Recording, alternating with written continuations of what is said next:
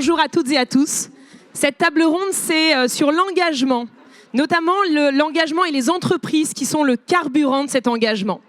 Alors, on m'a demandé, avant de parler de ce sujet avec mes 4 fabuleuses et fabuleux panélistes qui sont là, de donner mon éclairage en 3 minutes sur le sujet de l'engagement et des entreprises qui sont le carburant de cet engagement.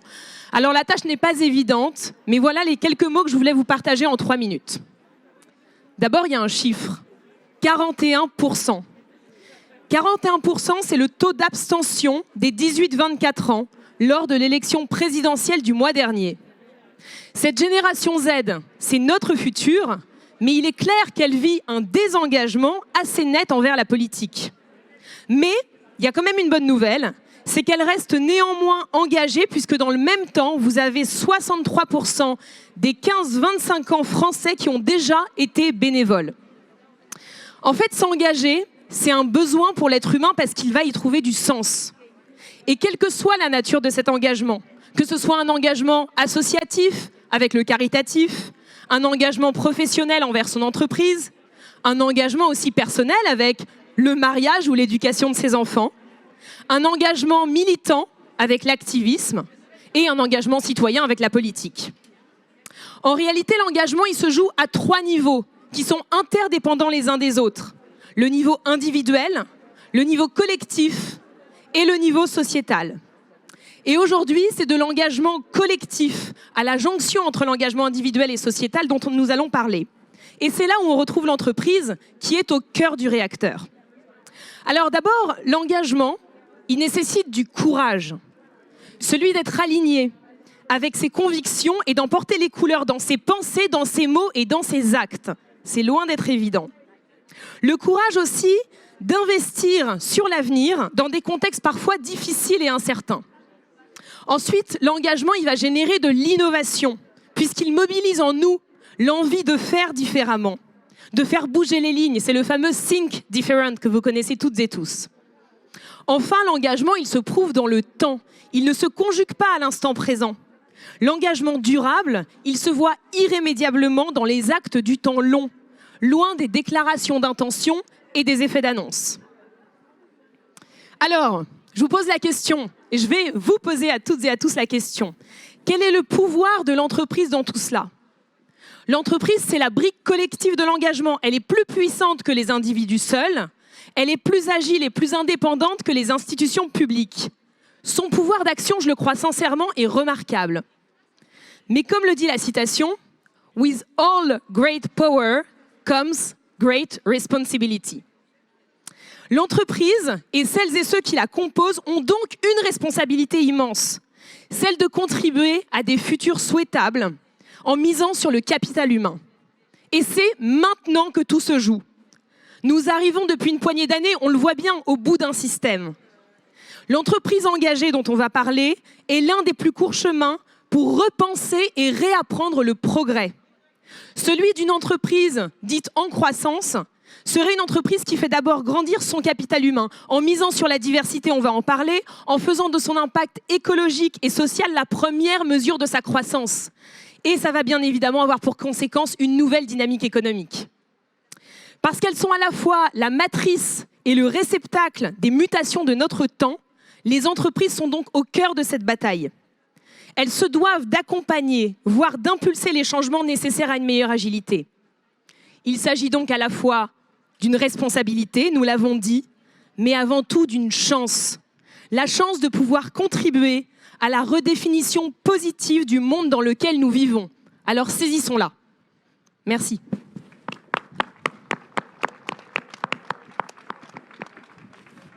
Alors, pour nous en parler, je vous le disais, nous avons 4 intervenantes et intervenants qui ont chacun et chacune, par rapport à ce sujet-là, leur propre sensibilité. Ils ont été présentés, mais je vous les renomme quand même, dans l'ordre. On commence par les messieurs. Une fois n'est pas coutume, on a dit « think different », donc on fait différemment. J'ai pas dit honneur aux dames. Moi, je suis heureux d'être la minorité aujourd'hui, hein. Je vous le dis. Alors, Anthony Babkin, qui est fondateur de Diversity Days. Et la sensibilité d'Anthony par rapport à ces sujets de l'engagement, c'est évidemment d'abord par rapport à la diversité. On va le voir et tu vas nous en parler. Nous avons ensuite Stéphanie Gâteau, Stéphanie, qui est fondatrice et directrice générale d'International Stratégie. Elle est fondatrice aussi de la start-up Andy Road et elle fait beaucoup d'autres choses aussi. Stéphanie, qui a une sensibilité particulière par rapport à l'inclusion et notamment l'inclusion des personnes en situation de handicap, puisque c'est une situation que tu connais particulièrement. Ensuite, nous avons Marion Darietor, qui est fondatrice de D-Arcan et coprésidente d'Entreprise et Progrès. Présidente maintenant, j'étais sûre que j'allais me tromper. Présidente désormais d'Entreprise et Progrès. Et enfin, nous avons Goretti Ferreira, qui est fondatrice et présidente de l'Agence pour l'entrepreneuriat féminin. Merci à toutes et à tous d'être ici. On peut les applaudir. Alors, l'engagement et les entreprises qui sont en pole position par rapport à l'engagement, c'est évidemment un sujet qui est vaste, qui est large, qui soulève beaucoup d'enjeux, beaucoup de questions. Ma première question, elle serait pour toi, Marion. Par où est-ce que finalement il faut commencer pour créer une marque employeur qui soit engagée ? J'ai parlé du progrès. Est-ce que c'est d'abord, par exemple, en redéfinissant ce que signifie le progrès aujourd'hui ? Est-ce que c'est en changeant la culture d'entreprise ? Comment est-ce qu'on s'y prend ?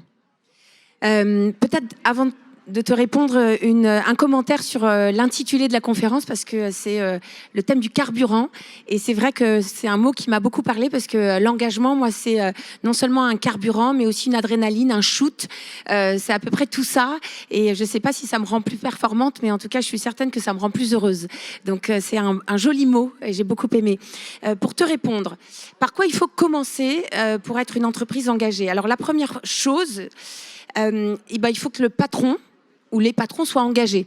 Parce qu'en fait, c'est comme ça que c'est authentique, c'est comme ça que c'est sincère. Et on voit trop d'entreprises où les patrons parfois cochent les cases en disant on veut être une entreprise ou une marque engagée, mais ils ne le font pas vraiment. Donc la première chose, c'est qu'il faut commencer par le patron pour vraiment montrer la voie et être dans une forme d'exemplarité. C'est ce qu'on est chez Entreprise et Progrès, parce que c'est plutôt des dirigeants activistes. On est là pour servir le bien commun, on est là pour servir l'intérêt général. Et je peux vous assurer que tous les dirigeants membres de comités et d'équipes de direction qui sont membres d'Entreprise et Progrès sont impressionnants par leur engagement. La deuxième chose, je dirais, c'est qu'il faut prendre des actes. C'est pas du bullshit. Moi, ça m'énerve. J'adore toute cette vague de l'impact, de la RSE et tout ça. Enfin, c'est super parce que on va peut-être arriver à changer le monde, mais il faut que ça soit vraiment inscrit dans l'action et dans le passage à l'acte. Et donc, il faut des actes, il faut une roadmap, alors que ça soit un statut corps, une raison d'être, du mécénat, du bénévolat, ce que vous voulez. Mais en tout cas, il faut des actes. Et puis la troisième chose, il faut libérer les énergies des équipes. Ce qui est hyper important, c'est que cette génération, et c'est pas toujours une question d'âge parce que j'étais pas dans les statistiques d'âge que tu as mentionnées, mais en tout cas je me sens concernée.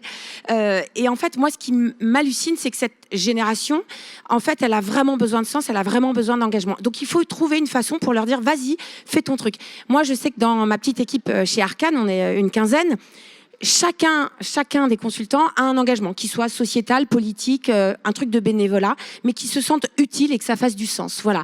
Donc je ne sais pas si j'ai la formule magique, je ne l'ai pas, mais en tout cas, de la tête, que ça soit top-down ou bottom-up, il faut que ça soit une espèce de cercle vertueux.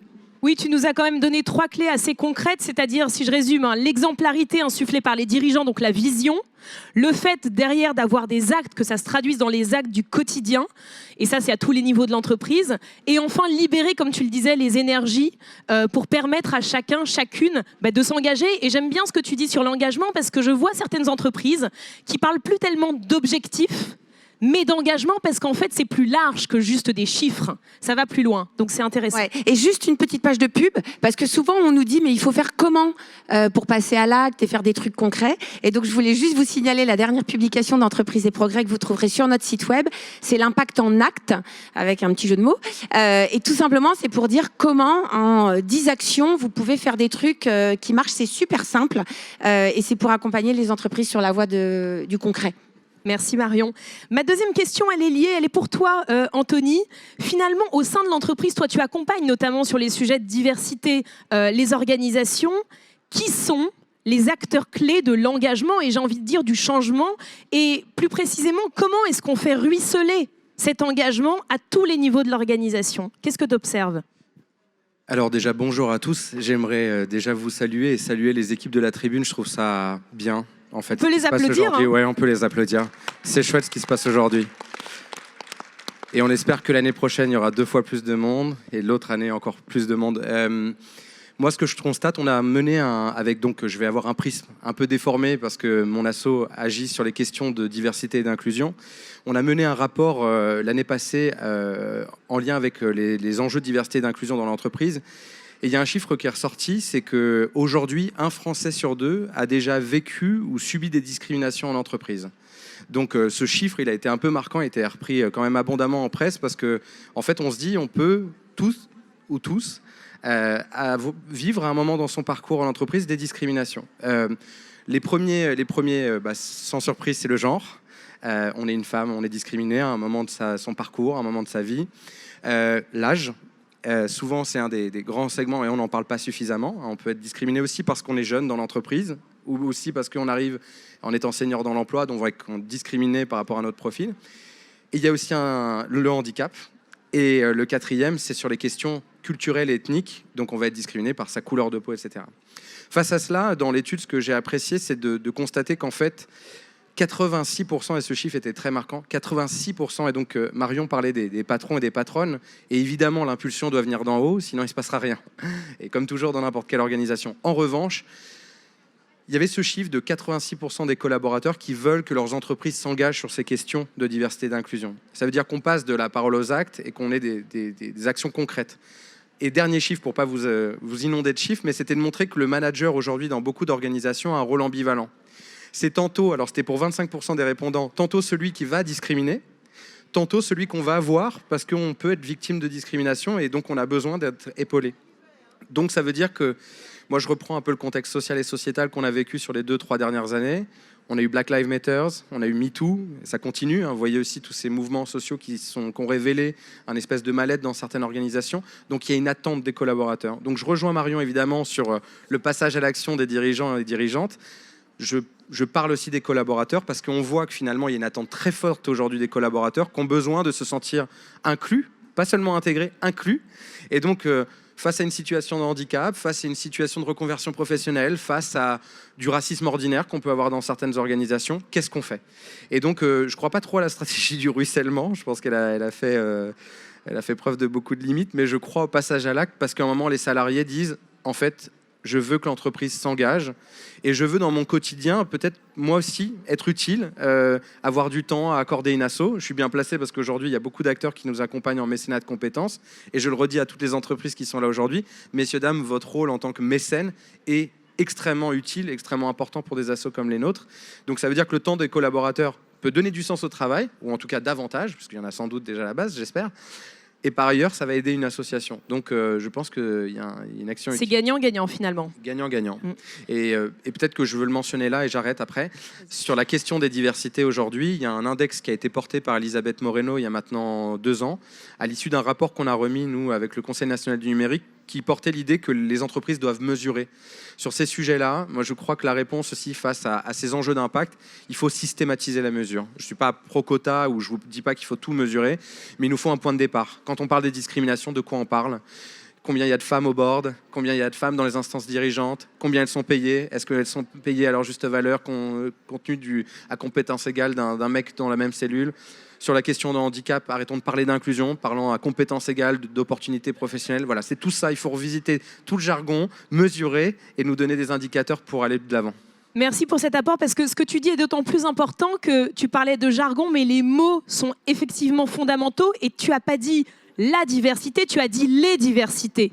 Et je pense qu'il faut commencer par dire les diversités de plus en plus. On entend encore trop la diversité parce que c'est se rendre compte que c'est une pluralité de situations qu'il faut prendre en considération et pas juste l'un ou l'autre. Il y a 25 critères aujourd'hui dans la charte de la diversité qui sont définis. Ça veut dire que vous pourriez être discriminé pour votre âge, votre poids, votre genre, votre orientation, vos convictions religieuses, etc. Donc il ne faut pas l'oublier. Parce que souvent, quand on parle de diversité, des gens de couleur se disent « Ah oui, mais diversité, ça résonne négativement parce que souvent, ça m'a ramené à une case. » Alors qu'en fait, quand on parle des diversités, on parle de toutes les... Ça concerne tout le monde. Ça concerne tout le monde. Merci beaucoup.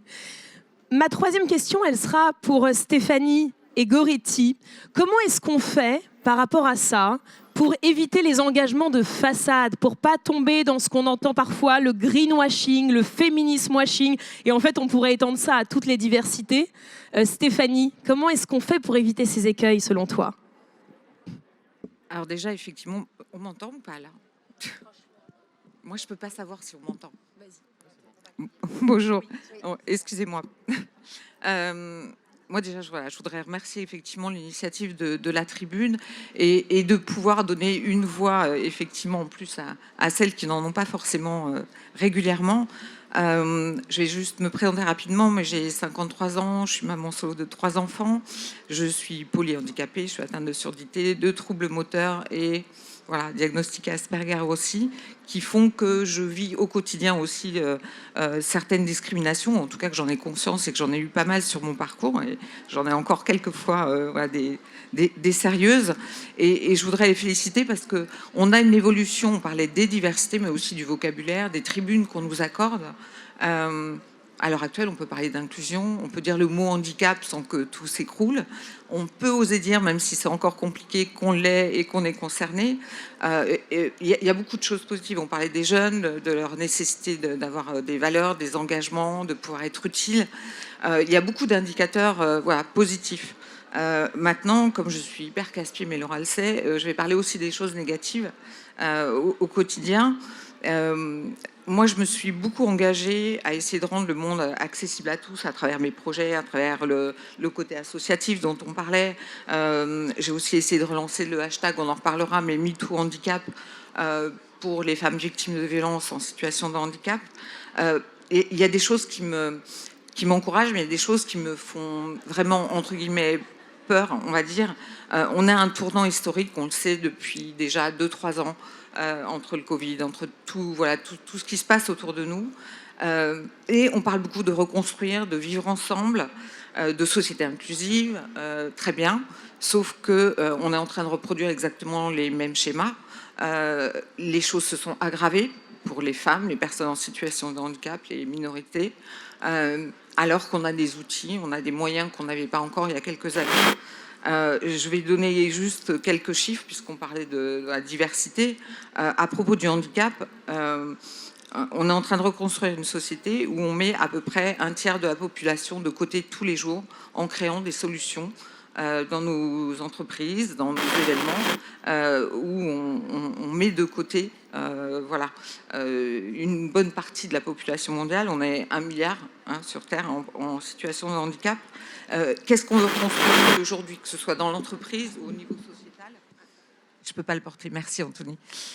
Qu'est-ce qu'on veut reconstruire aujourd'hui? Est-ce qu'on veut reconstruire une société de privilèges avec ceux qui peuvent bouger, ceux qui ne peuvent pas assister aux événements, ceux qui ne peuvent pas utiliser les outils? Je parlais de violence. Chaque minute dans le monde, c'est des chiffres, pardon, mais qui sont assez peu connus, donc c'est pour ça que j'y tiens. Chaque minute, plus de 30 femmes sont gravement blessées ou rendues infirmes sur leur lieu de travail dans le monde. Donc voilà, on crée aussi du handicap. Stéphanie, je me permets de rebondir parce que ce que tu dis, je ne sais pas si on a entendu, c'est très important. Tu disais 1 milliard de personnes dans le monde qui sont en situation de handicap, visible ou invisible. Ouais. Et par rapport à ce que tu exprimes, en fait, c'est votre quotidien. Tu parlais du non-accès à certains événements. Je pense que tu parles parfois du fait de visionner des vidéos qui ne sont pas sous-titrées.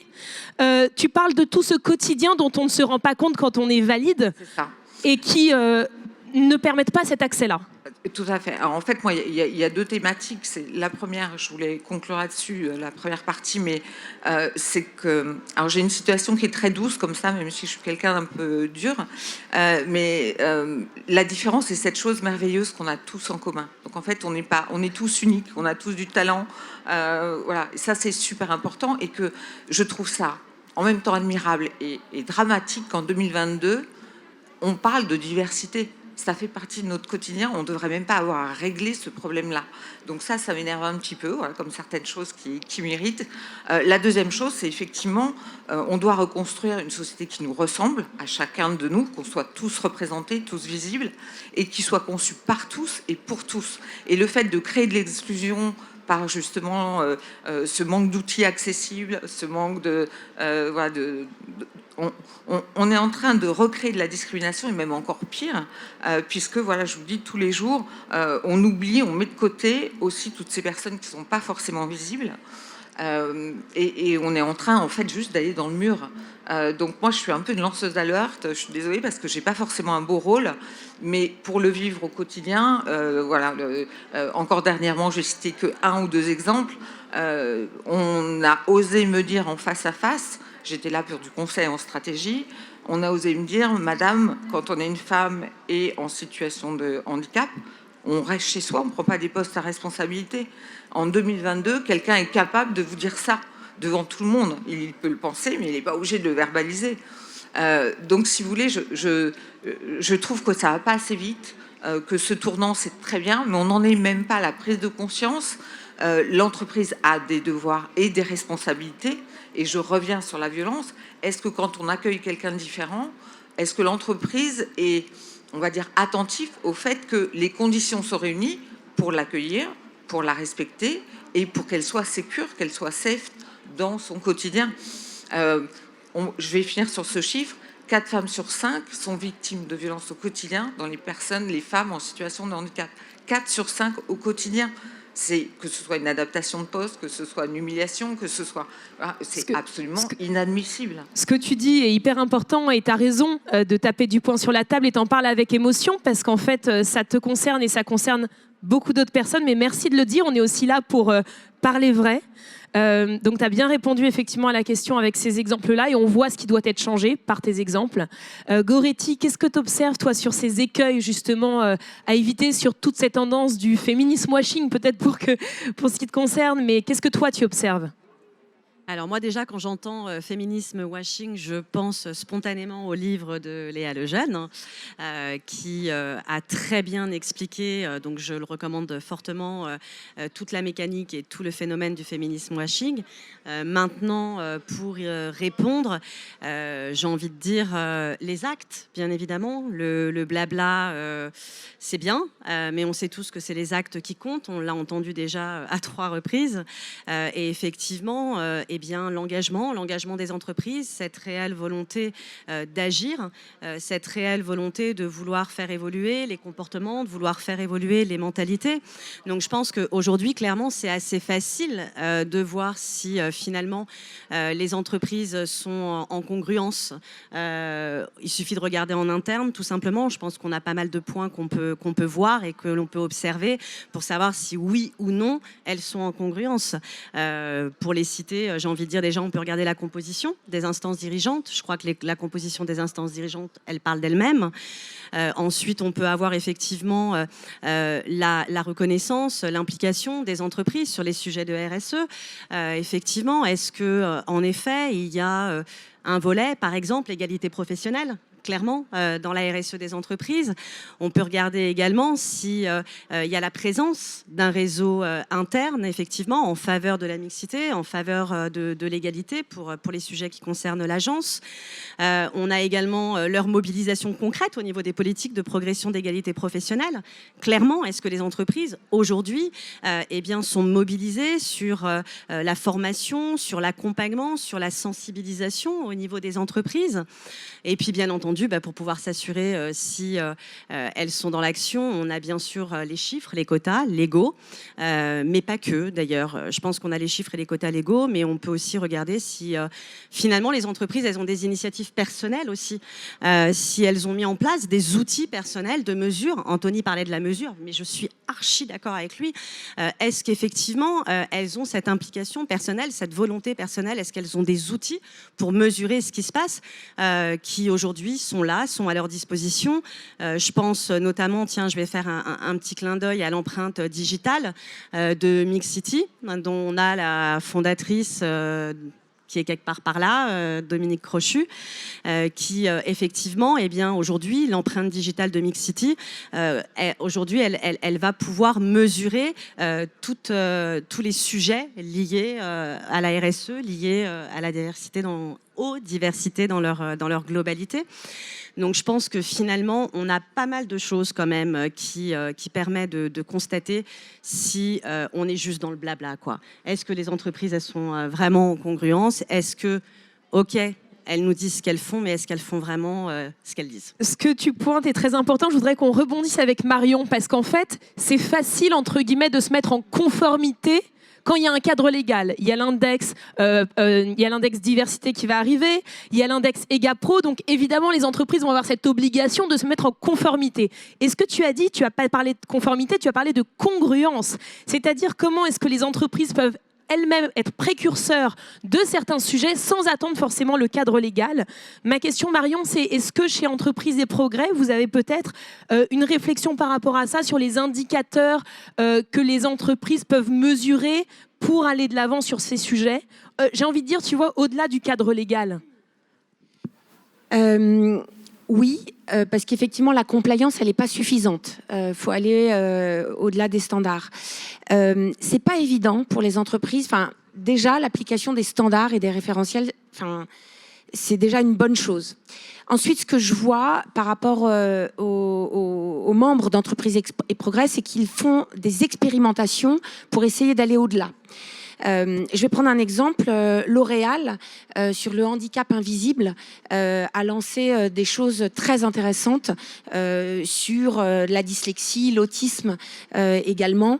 Et donc, ce qui est assez intéressant, c'est que quand il y a des défricheurs, des pionniers qui essayent de repousser les expérimentations pour aller au-delà de la compliance, ça démarre quand même par de l'expérience, du test and learn et finalement de l'auto-reporting. C'est-à-dire que c'est très difficile de trouver des indicateurs universels. C'est pas simple. Et donc, mais ce que je trouve, il y a une démarche d'auto-reporting. Et donc, ce qui est intéressant, ce que je vois, c'est il y a plein d'entreprises qui font des choses, qui ont des programmes, par exemple, de soutien à l'entrepreneuriat. Je pense au programme BOLD de Veuve Clicquot, qui depuis 50 ans soutient l'entrepreneuriat féminin. En fait, ils n'ont pas d'obligation de reporting, mais ils se sont mis à faire des rapports de l'impact, à reporter eux-mêmes sur leurs propres avancées. Donc, c'est à la fois, il faut de la compliance, il faut cocher les cases, et de toute façon, c'est comme ça qu'on avance. Il faut du test and learn pour continuer à défricher, parce que si on leur met trop d'indicateurs, ils ont aussi du mal, enfin je constate que les entreprises ont aussi du mal à défricher d'autres territoires. Il faut quand même laisser la place à l'expérimentation et à tout ça. Voilà, donc, et en revanche, ce que je vois, c'est qu'il n'y a pas de mesure universelle, une fois qu'on a fait le tour des trucs classiques. Et donc peut-être qu'il faudrait inventer une énorme banque de données sur les nouveaux standards. C'est la plateforme Impact que Olivia Grégoire, la ministre, quand elle était avec Bruno Le Maire, elle a voulu faire, elle a lancé cette plateforme Impact, et je pense que c'était ça l'idée, c'était de mettre en commun tous nos référentiels pour qu'on puisse apprendre les uns des autres.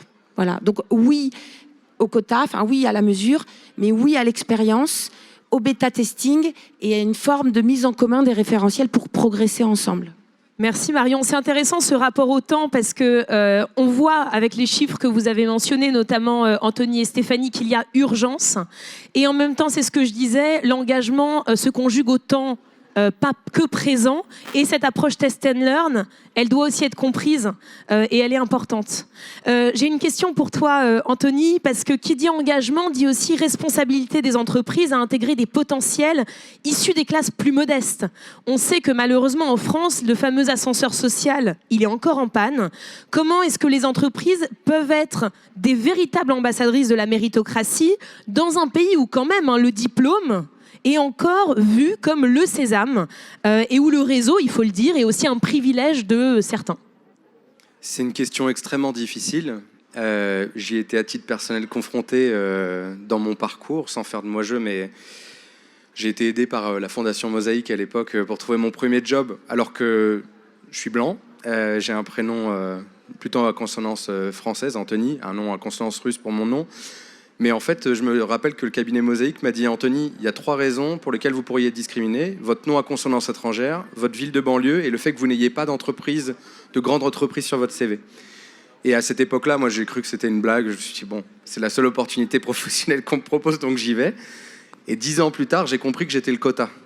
J'étais le fameux gars des quartiers qu'on avait recruté parce qu'à ce moment-là, il y avait une politique volontariste. Donc je suis plutôt en faveur, tu t'en doutes, du fait qu'on aille chercher sur la base de critères géographiques ou sociaux des potentiels. Parce que 10 ans plus tard, une agence m'a fait confiance pour devenir directeur général adjoint. Donc je pense que j'avais pas été choisi juste parce que j'étais le quota. Et je sais plus qui est-ce qui disait tout à l'heure que c'est le jour où on mettra une femme incompétente à un poste que voilà. Christine Lagarde. Voilà, merci. Mais qui le mentionnait tout à l'heure.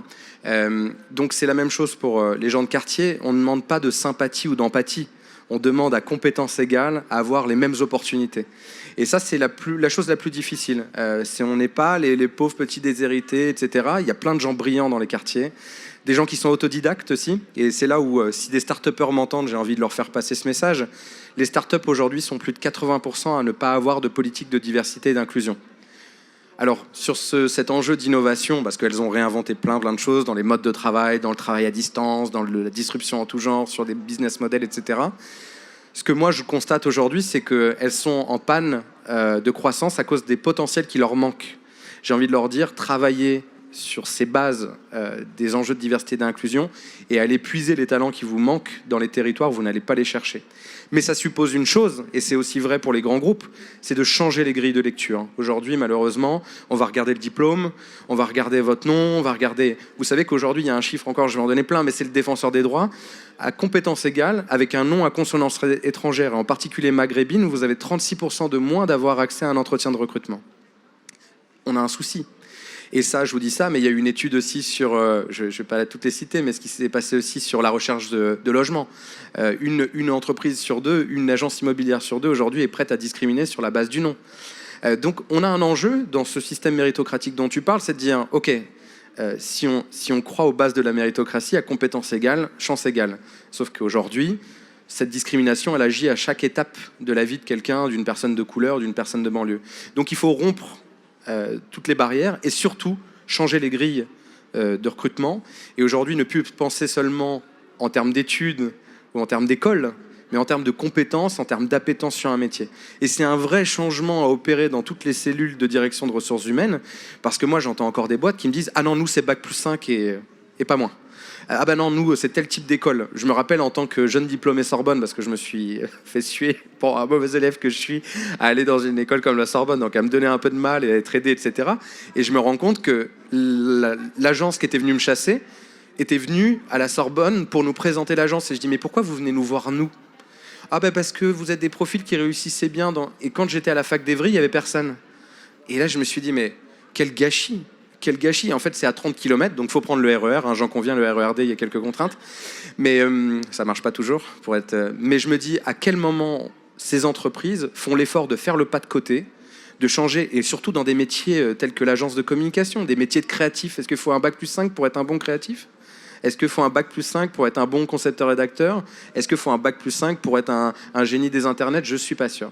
Donc voilà, charge à tous ceux qui nous écoutent aujourd'hui d'aller voir les ressources humaines et leur dire qu'il faut qu'on change nos modes de lecture. Merci Anthony. Stéphanie. J'applaudis pas, mais parce que je peux pas. C'est un sujet qui est très important, celui du recrutement, puisque c'est vraiment le vivier finalement des entreprises.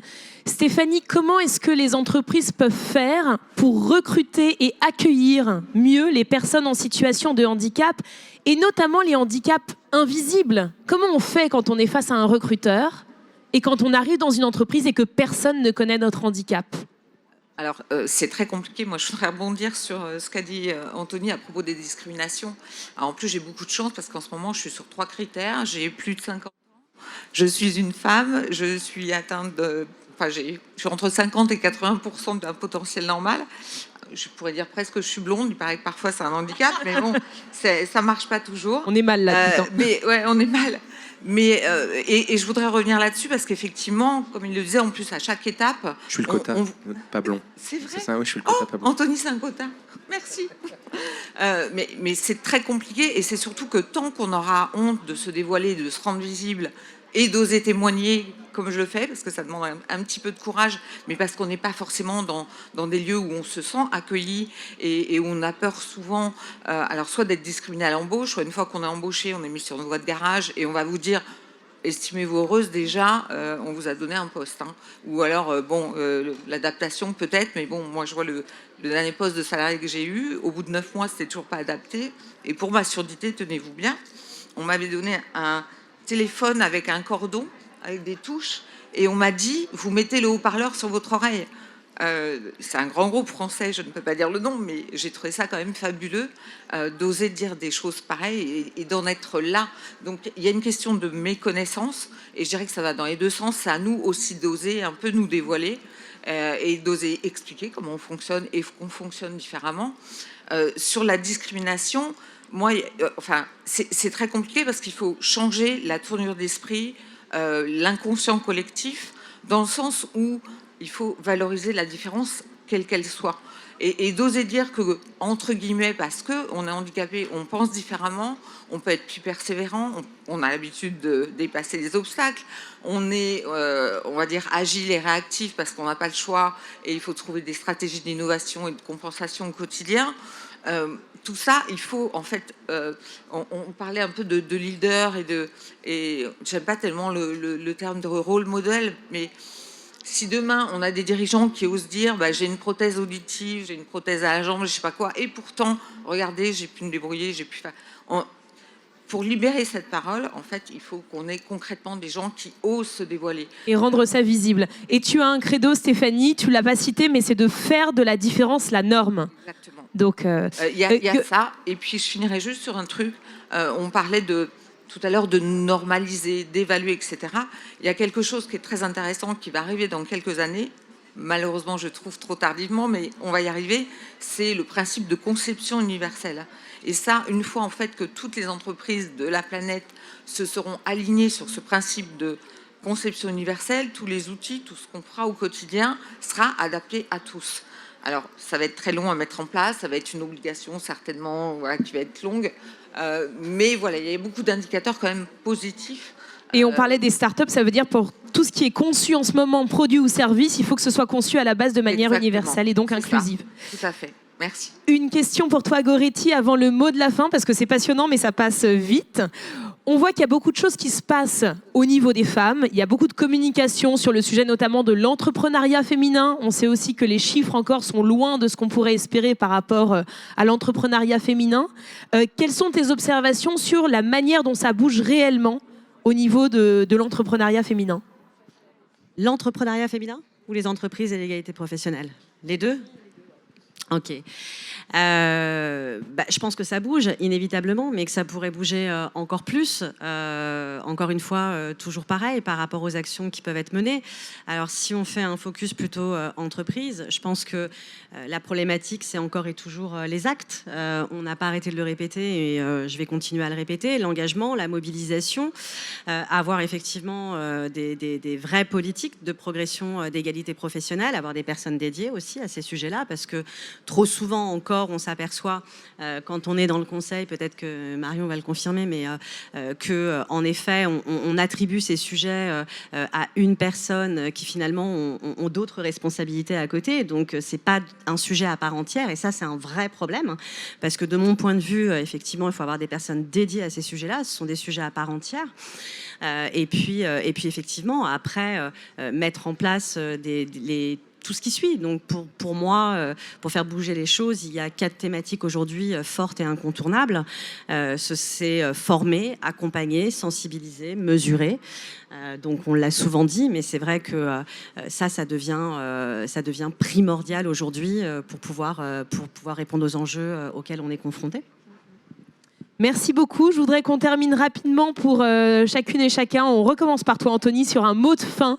Concrètement, moi, je voudrais qu'on finisse sur une note pas forcément positive, parce qu'on n'est pas dans un monde de bisounours, on l'a vu. Il faut qu'il y ait encore beaucoup de choses qui bougent, et on l'a vu aussi, et notamment Marion, tu l'as rappelé, il faut aussi donner le temps sur une approche test and learn, sur de l'innovation, et permettre justement de tester des nouvelles initiatives.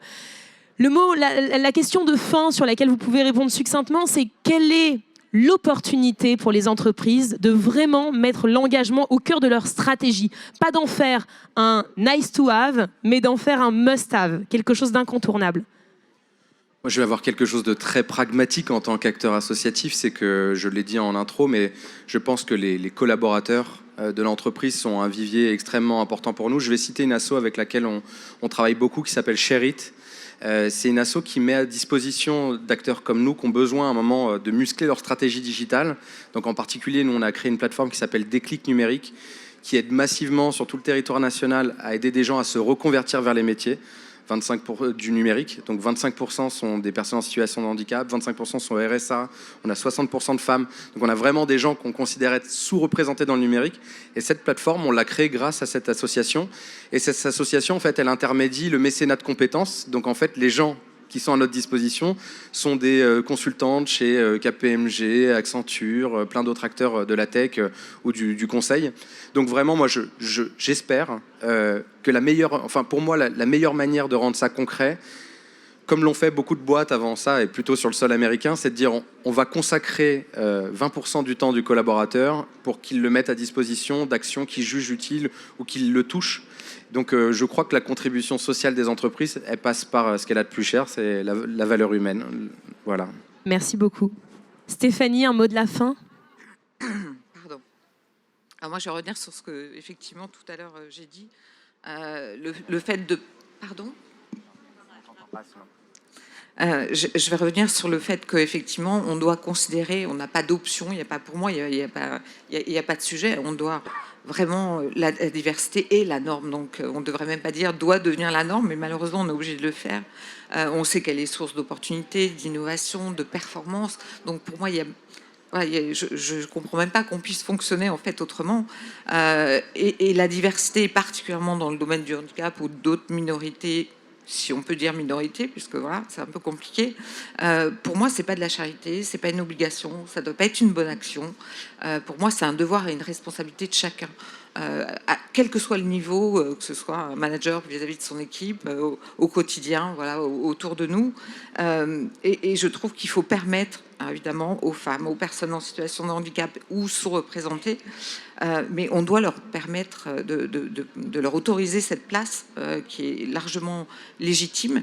Si on ne veut pas demain non seulement reconstruire une société de privilèges post-Covid ou soi-disant inclusive, mais surtout que dans nos vies, on n'ait pas le problème de misogynie, de racisme, de validisme ou autre. Ça doit plus exister. Et je trouve une fois de plus que voilà, le bon tempo est donné par la génération qui arrive, en tout cas, et que ça, il faut s'enthousiasmer et se réjouir, voilà, de ça.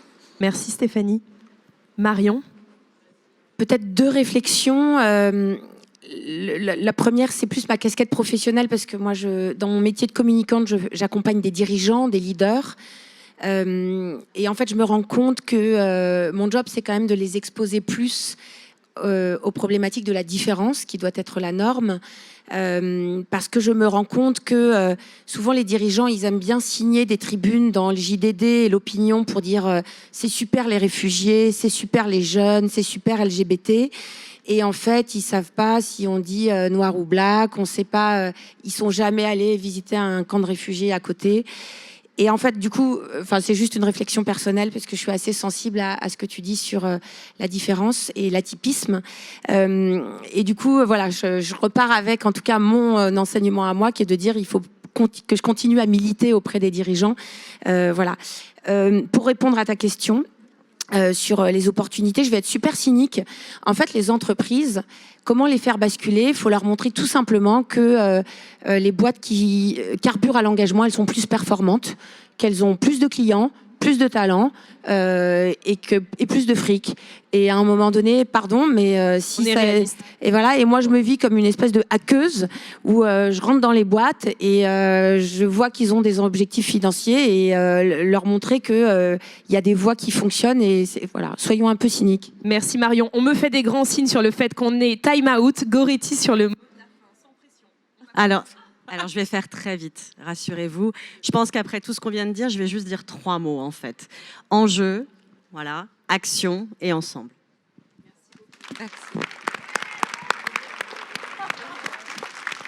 Bravo.